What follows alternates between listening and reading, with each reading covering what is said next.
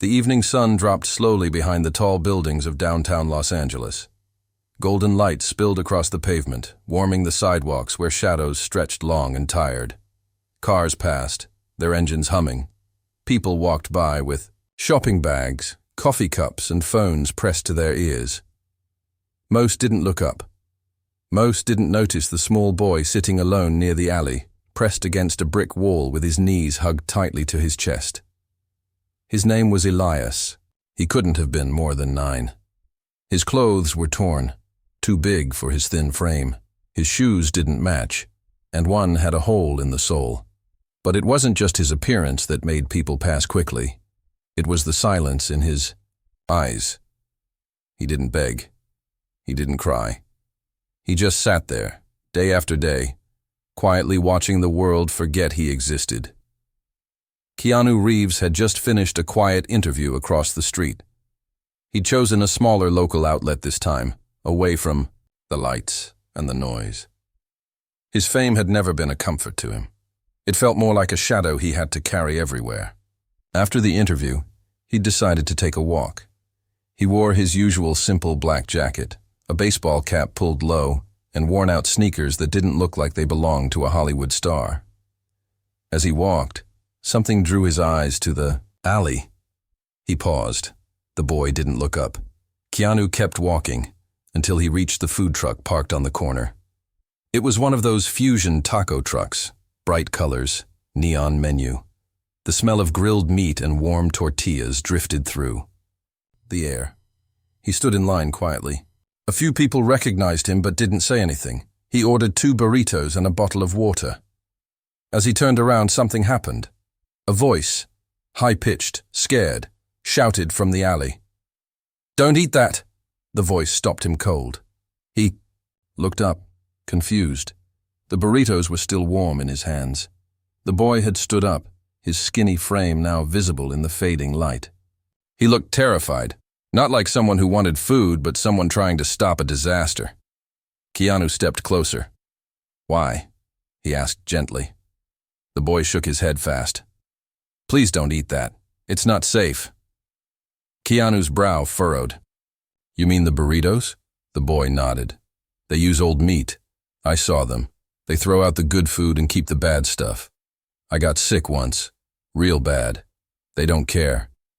Keanu looked back at the food truck. The man inside didn't seem to notice or care. He just served the next customer, handing over a plate without looking. Keanu knelt down slowly, holding the burritos. "What's your name?" "Elias." "Elias, are you hungry?" The boy looked torn. His stomach growled loud enough to be heard. "Yes," he whispered. Keanu handed him one of the burritos. The boy stepped back. "I can't eat that. It's not safe. I just wanted to warn you." That moment felt heavy, not just because a hungry child was rejecting food, but because of the courage it took to speak. Keanu stood, walked over to a trash bin, and threw both burritos away. Then he turned back. "Come with me, Elias." The boy hesitated. "Why?" "Because I don't think someone like you should be invisible." The next hour was quiet. Keanu didn't ask many questions. He just walked with Elias down the block to a small corner diner, one he used to visit before he was famous. It was run by an old couple who knew how to cook and didn't ask too many questions. The place was nearly empty when they entered. "Booth in the back," Keanu said. Elias sat with wide eyes, unsure if this was real. A waitress came over. "What can I get you to?" Keanu looked at Elias. "You first," the boy whispered. "Grilled cheese and soup?" "Make that too," Keanu said. The food came fast. Elias ate slow, like every bite was a treasure he didn't want to waste. Keanu watched quietly. "How long have you been on the streets?" Elias shrugged. "Since Mom went missing." Keanu leaned forward. "Missing?" The boy nodded. "She went to get medicine. Didn't come back." Keanu's hands tightened under the table. "Where's your dad?" "Never met him." A long pause settled between them. Outside, the city, kept moving. Inside that diner, something shifted. Keanu Reeves, the man who had been through loss and grief of his own, saw something in Elias he couldn't ignore. "Elias," he said softly, "would it be okay if I helped you for a while?" Elias blinked. "Why?" "Because someone helped me once too, and I think it's time I passed it on." The boy didn't smile, but for the first time he nodded, and Keanu knew. This wasn't going to be a one-night act of kindness. This was the beginning of something much deeper, something that would soon change both of their lives, and shock the world when the truth behind Elias's warning was revealed. The next morning started quietly. Soft clouds drifted across the sky, and the streets were still damp from a late-night drizzle. Inside a small motel room, barely large enough for 2 beds, Elias sat on the edge of the mattress, his fingers gripped. The warm cup of milk Keanu had bought from the diner before they left the night before. It was the first night in weeks the boy had slept indoors, and yet his eyes looked unsure, almost afraid it was all a dream. Keanu walked in from the hallway, holding 2 breakfast sandwiches and a small paper bag. "You okay?" he asked gently. Elias nodded. "Is this your place?" "No," Keanu said with a small smile. "Just for the night. Thought you could use real sleep." Elias looked down. "Thank you." Keanu sat beside him. "I'm not here to scare you or force anything. Just here if you want help." The boy looked at him, his eyes full of something deeper than sadness, something close to fear, but mixed with confusion. "You're really him, aren't you? The guy from movies?" Keanu smiled. "Yeah. But when I'm not working, I'm just a guy who likes peace and quiet, and helping when I can." Elias took a slow sip of his milk. "People don't usually help. They forget to look," Keanu said. "But that's not your fault." "As they ate?" Keanu asked softly. "Do you remember the last time you saw your mom?" Elias's hands froze. He nodded. "We were in a shelter, not far from the old hospital. She had a cough that wouldn't stop. She said she needed to get something. Some medicine. She kissed me and told me to wait." He stared at the floor. "I waited 2 days. She never came back." Keanu didn't speak. He simply placed a hand gently on the boy's back. "After that," Elias whispered, "people stopped seeing me, like I became a shadow. I tried asking for help once.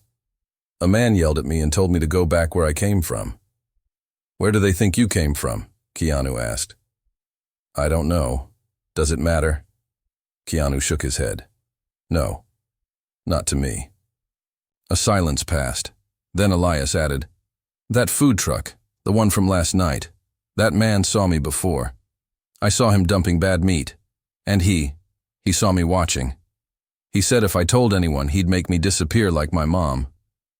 Keanu's eyes narrowed. "He said that?" Elias nodded. "That's why I shouted. I thought, if I said something, maybe someone would finally listen." Keanu stood. He pulled out his phone. "I know a few people. We can check into that truck. But I don't want you to worry. You're safe with me." Later that afternoon, Keanu took Elias to a small outdoor bookstore near Venice Beach.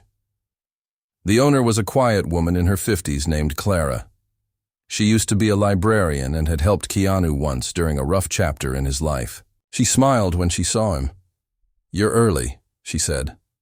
"Needed a favor," Keanu replied, glancing at Elias. Clara looked at the boy kindly.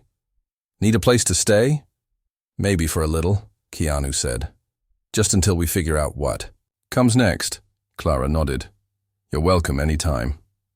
Inside the shop, Elias wandered among the shelves, fingers brushing spines of books like they were treasures. He stopped in front of a children's novel with a worn cover. "I used to read this with Mom," he said softly. Keanu watched him with a quiet ache in his chest. "Take it. It's yours now."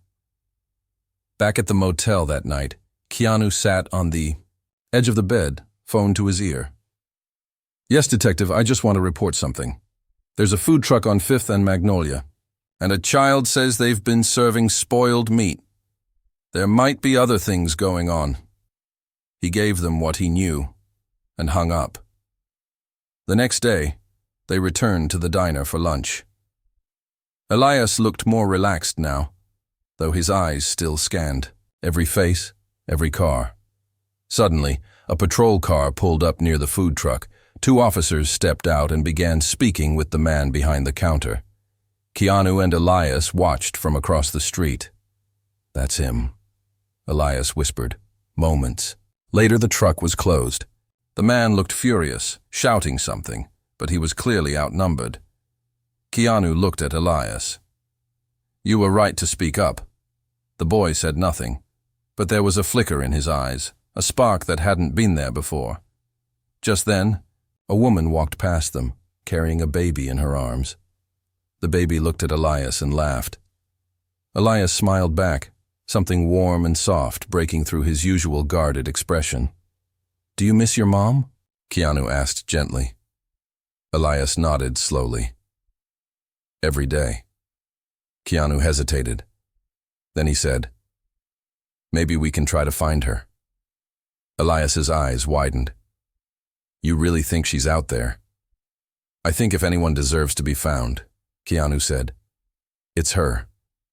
Elias didn't say a word, but he reached out and took Keanu's hand, and for the first time in days, he held on.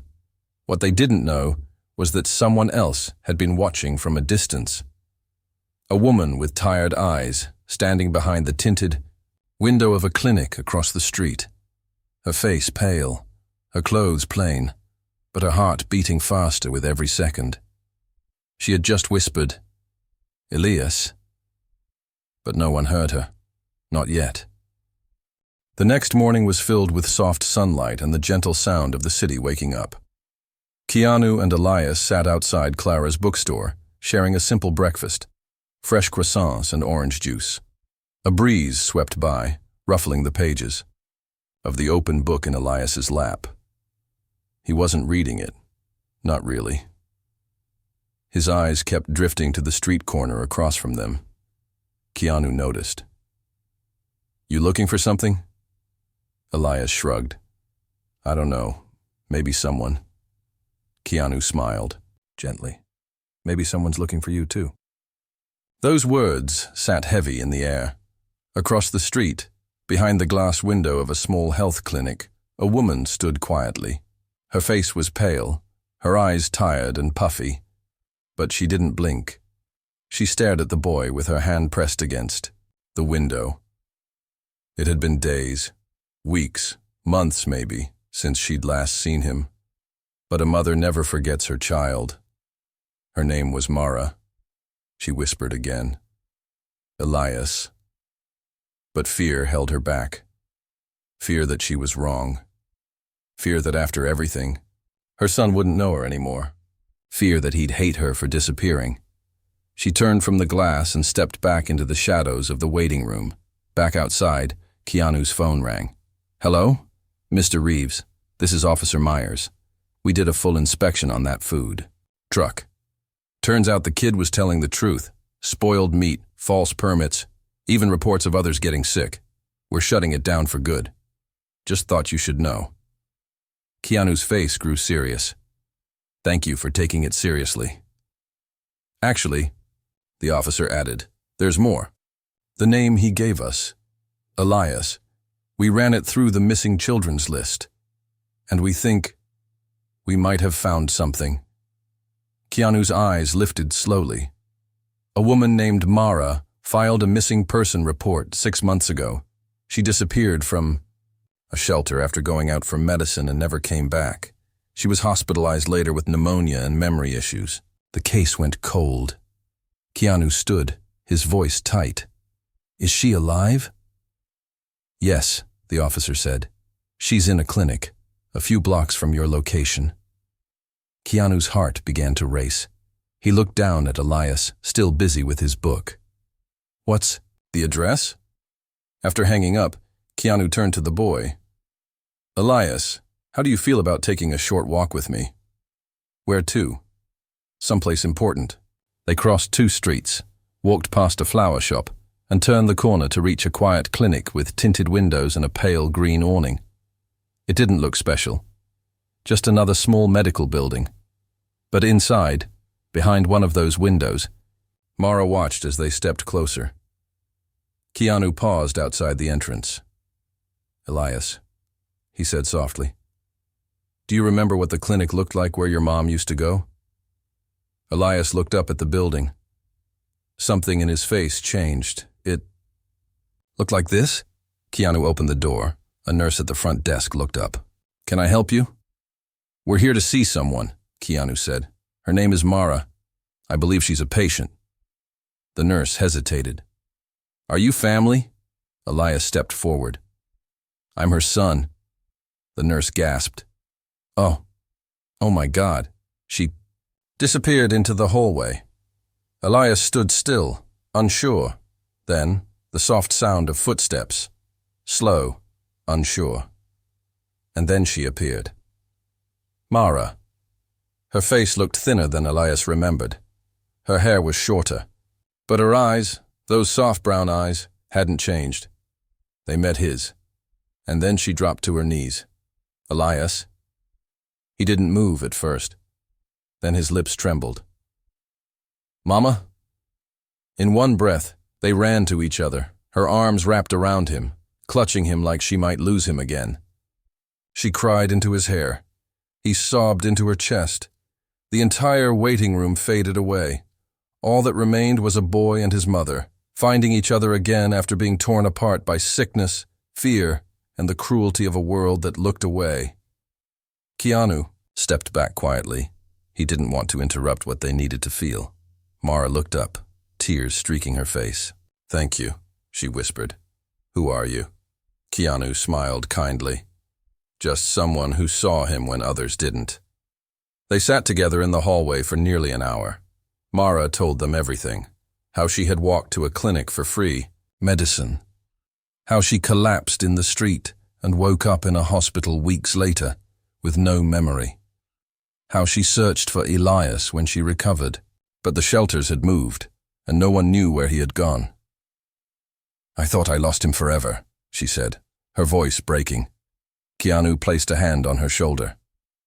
He saved people. He saved me. Mara looked confused. Keanu explained everything. The food truck, the warning, the police, the arrest. Mara hugged Elias tighter. But something troubled Keanu. Do you have somewhere to stay? Mara shook her head. The clinic lets me sleep in a back room, but only for a few more days. Keanu nodded. Not anymore. He made a call to Clara. That night, Mara and Elias shared a room above the bookstore. It was small but warm, filled with books and quiet peace. Clara brought soup. Keanu stayed late, helping them settle in. As the night grew dark, Keanu stood near the door. Thank you, Mara said softly. You saved my son. Keanu looked at her with humble eyes. No, he saved me first. Elias was already asleep, curled beside his mother. For the first time in months, he looked safe. Outside, under the stars, Keanu took a deep breath. But just as he was about to leave, his phone buzzed. A message from an unknown number. It simply read, "Stay away from the boy. You don't know what you've started." Keanu stared at the screen. His smile faded, and deep inside, he knew something bigger was waiting, something that hadn't ended with the food truck, and it was coming for them next. The morning air felt different, not just cooler, but heavier, like the calm before a storm. Inside the small apartment above Clara's bookstore, Elias slept peacefully with his head resting against his mother's arm. A soft blanket covered them both. Sunlight peeked through the window, touching their faces gently like it was afraid to wake them. Keanu stood quietly in the kitchen, pouring hot water over tea leaves. His phone buzzed again. Another message. We warned you. Leave. The boy or you'll regret it. Keanu stared at the screen. His jaw tightened. He turned the phone face down on the table.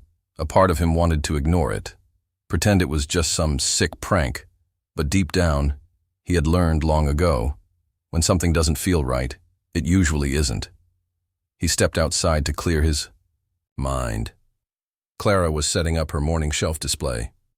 You look like you've seen a ghost, she said gently. Maybe something worse, Keanu replied. He told her about the messages. Clara paused, then said, You think it's connected to that food truck mess? Maybe, he said. Or maybe there's more going on that we don't understand.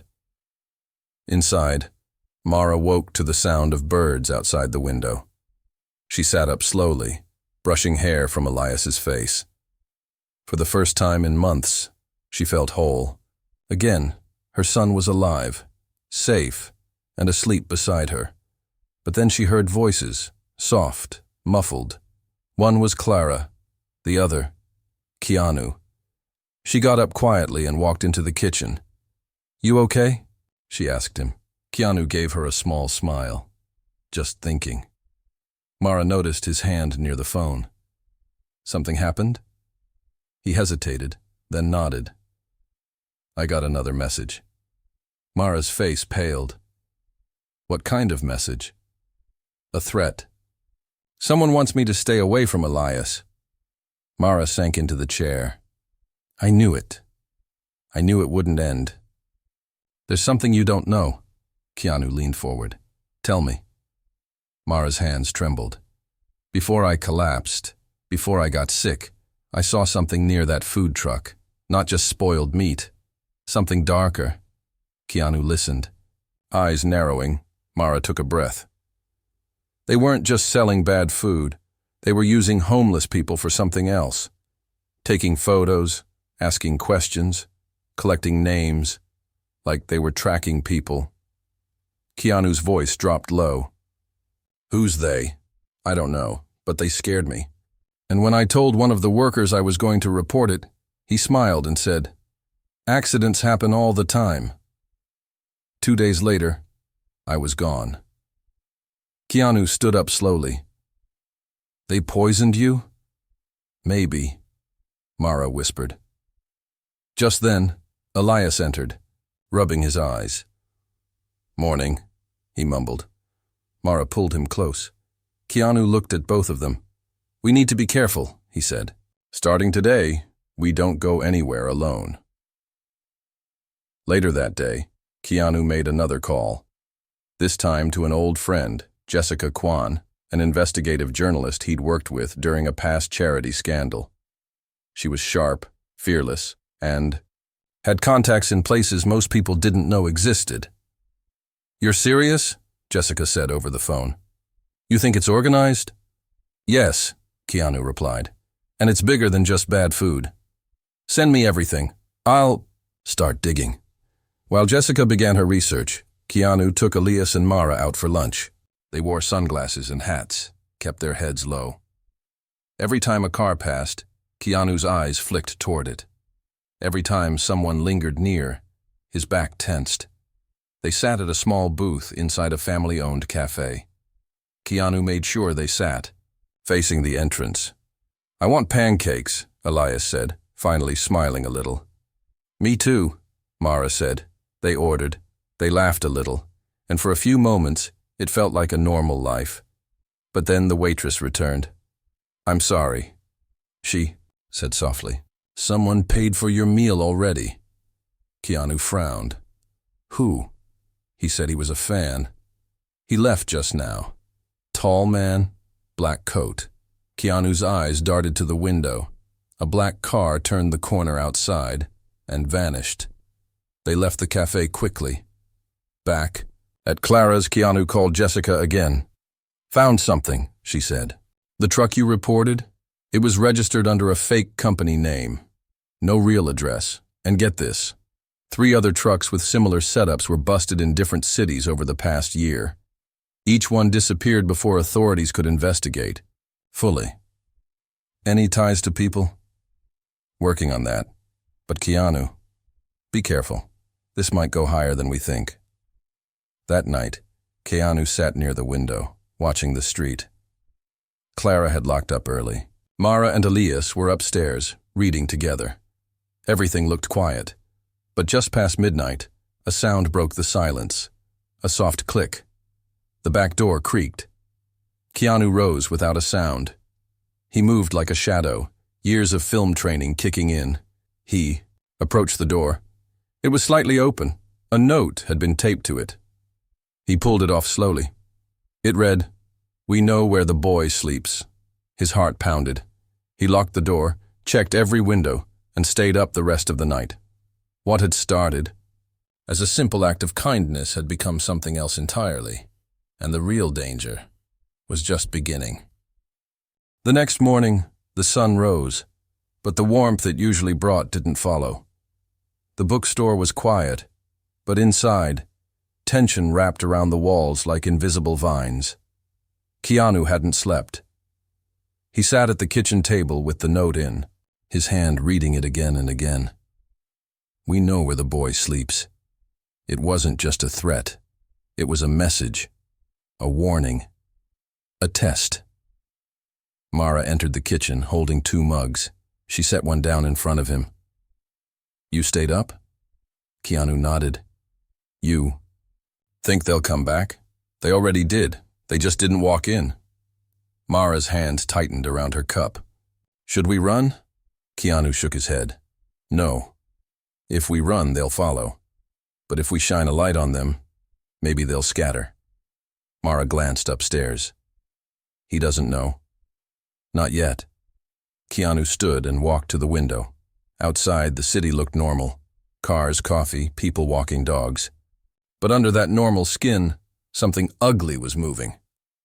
Jessica called 2 hours later. Keanu, you're not going to believe this. Try me. The company behind the truck? I traced the fake name through 3 shell businesses.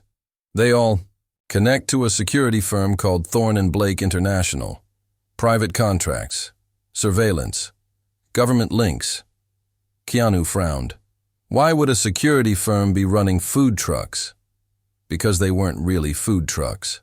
I talked to someone off record. They were collecting biodata.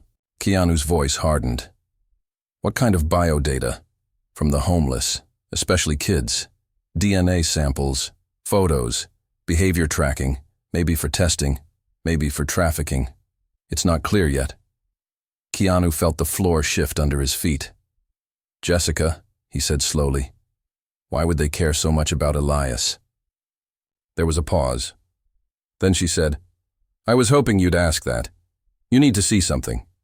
An encrypted file appeared on Keanu's email. He opened it. What he saw made him freeze. Photos, rows of faces, children. And there, 4th row, 3rd, from the left, was Elias. Keanu's breath caught. Beneath the photo was a label, subject 042B, high resistance marker. Pending. Called Jessica back instantly. What does this mean? I don't have the full picture yet, she said. But whatever they were doing, Elias wasn't just part of it, he was important to it. Keanu looked at the stairs, where Elias and Mara were quietly reading a book together. He couldn't tell them. Not yet. Instead, he called someone else. A man named Darius Voss. He had once been a high-level security analyst, now retired, paranoid, and hiding in plain sight. Keanu had met him during a charity operation in Mexico years ago. Keanu, Darius said as soon as he answered. I figured you'd call. You know? Your name's come up in some channels. Someone's watching you. I need help. You got it. But if the name Thorne & Blake is involved, this isn't just a local mess. They have reach. Serious. Reach. Keanu explained everything he knew. Darius whistled. So the kid's file was marked high resistance. That's big. What does it mean? Probably some genetic resistance. Maybe to disease. Maybe to something worse. If he's got that marker, he might be valuable to people running medical tests. Or worse, military-grade stuff. Keanu clenched his fists. They lost their asset. Now they want him back. Darius said, "You need to move. Tonight, get him out of the city." "I'm not hiding him. I'm exposing them." "You can't do both. Not yet. You need proof. Hard evidence." Keanu hung up. Later that night, as the sky turned gold, he gathered Elias and Mara. "We're going on a small trip," he said. "Where?" Elias asked. "Somewhere safe. A cabin outside the city." Mara's eyes filled with questions, but she trusted him now. They packed light. As they loaded into the car, Clara handed Keanu a small envelope. "What's this?" he asked. "Money. From the store's emergency fund. I never thought I'd use it. But if anyone deserves it, it's that boy." Keanu hugged her. "Thank you." They drove for hours. The road wound through hills, then forests. Night fell slowly, the stars appearing one by one above the trees. The cabin sat near a lake, quiet, peaceful, hidden. Keanu checked every window, every door. They stayed up late by the fire. Elias fell asleep first, then Mara, but Keanu stayed awake, watching, planning. He called Jessica. "I need to go to the route, the place where Elias's photo came from." She hesitated. "That's risky." "I know. Then I'll meet you there." Just as Keanu hung up, he heard something. A rustle outside. He stood, moved to the door slowly. Then, a loud knock. Keanu opened the door cautiously. A piece of paper had been pinned to it with a knife.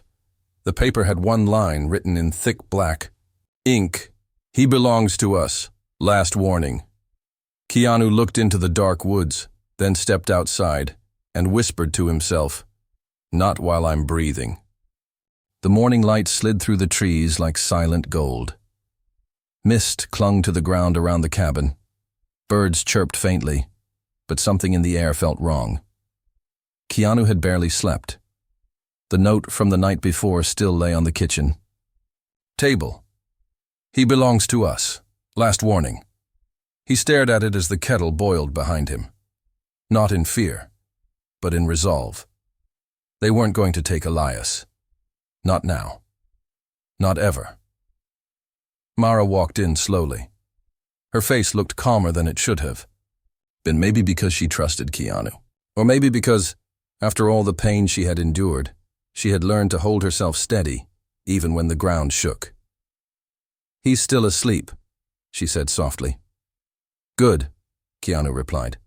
"Let's not wake him yet." He explained what the note said. She listened without interrupting. When he finished, she asked, "What do we do now?" "We fight back," he said, "but carefully." By noon, Jessica arrived at the cabin. She had driven up in an old van packed with equipment. Hard drives, satellite phones, paper files. She looked exhausted but determined. "I found the facility," she said, spreading photos on the table.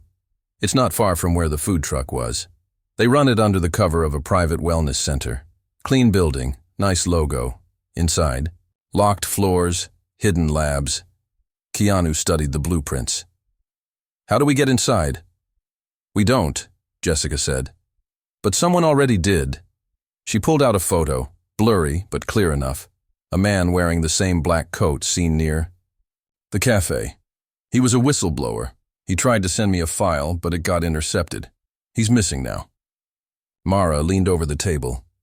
"So they erase people who talk?" "They try," Jessica replied.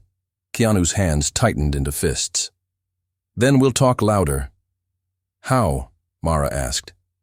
Keanu glanced out the window. "We leak everything. Every document, every photo. We take it public." Jessica hesitated. "That will put you on every radar. I'm already there." They worked late into the night. Keanu used his own name, his own platform. A carefully written post went live across his channels. It said, "I met a boy named Elias. He saved me from eating poisoned food. He saved others too. But he's being hunted by people who don't want you to know the truth. I won't let them hide it anymore. Here is everything we know. Attached were all the files Jessica had collected. Photos, reports, audio recordings, even statements from other victims. The post went viral in 2 hours. News outlets picked it up. Celebrities shared it. Governments took notice. But Thorne and Blake didn't stay silent. Before dawn, 3 black cars pulled up near the cabin. Keanu saw them first. He didn't panic. He told Mara and Elias to stay upstairs and lock the door. Then he stepped outside. 3 men in suits approached. One of them, older, with silver hair and cold eyes, spoke first. "Mr. Reeves, we want the boy." Keanu shook his head. "Not happening. You've made a mistake." "So did you," Keanu replied. Behind him, Jessica appeared, holding a phone. "We're live right now," she said. "Say hi to the world." The man's smile faded. "You won't win," he growled. "I already did," Keanu said. Sirens echoed in the distance. Someone had tipped off the FBI. The cars sped away just before agents arrived. Keanu gave them everything. Within days, the hidden facility was raided. Files recovered. People rescued. The program was real, and it was over. Mara and Elias were granted full protection. Their names cleared. Their safety ensured. But that wasn't enough for Keanu. He set up a foundation, in Elias's name, dedicated to helping lost, abandoned, and trafficked children. He spoke in schools. He worked with charities. He told Elias's story everywhere he could, because some stories need to be heard, and this one had changed him. Months later, Elias stood on a stage next to his mother. He was nervous but smiling. The crowd clapped as he stepped forward. "I was invisible once," he said softly, "but someone saw me. And because he did, I got to see my mom again. And now, I want to help others feel seen too." In the front row, Keanu smiled. His eyes were a little wet, but his heart was full. Because sometimes, all it takes is one voice shouting, "Don't eat that!" and everything changes.